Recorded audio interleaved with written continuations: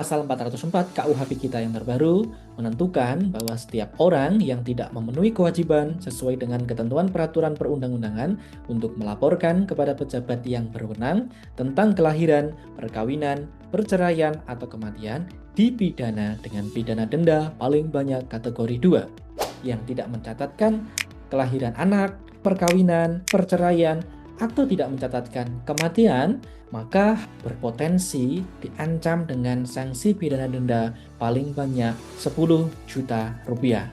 Pertanyaannya, apakah ketentuan hukum pidana ini akan serta-merta diberlakukan bagi setiap orang yang melanggar ketentuan ini? Perlu kita cek bersama-sama di dalam Undang-Undang Administrasi Kependudukan bahwa setiap orang memang diwajibkan untuk melaporkan setiap peristiwa penting yang dialaminya. Untuk kelahiran, wajib dilaporkan paling lambat 60 hari sejak kelahiran. Perkawinan, paling lambat 60 hari sejak tanggal perkawinan. Sedangkan untuk perceraian, paling lambat 60 hari sejak putusan pengadilan tentang perceraian berkekuatan hukum tetap. Dan untuk kematian, wajib dilaporkan oleh ketua RT atau nama lain di domisili penduduk setempat paling lambat 30 hari sejak tanggal kematian. Lantas, apa konsekuensi hukumnya apabila ketentuan tersebut melampaui batas?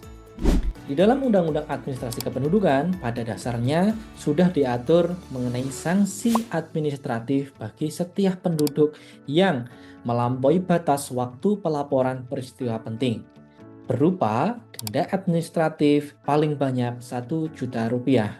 Namun, pemerintah melalui Kementerian Dalam Negeri dan pemerintah daerah mulai menetapkan kebijakan untuk tidak memberlakukan denda administratif ini.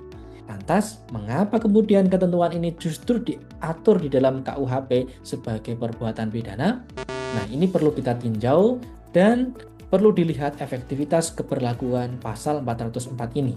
Karena tidak bisa serta-merta diberlakukan bagi setiap orang yang melanggarnya.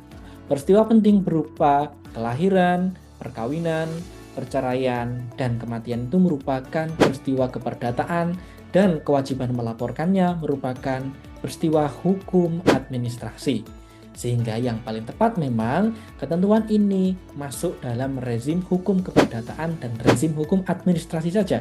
Kewajiban untuk mendata setiap peristiwa penting itu seharusnya bukan kewajiban warga negara, tetapi kewajiban pemerintah untuk secara proaktif melakukan pencatatan itu.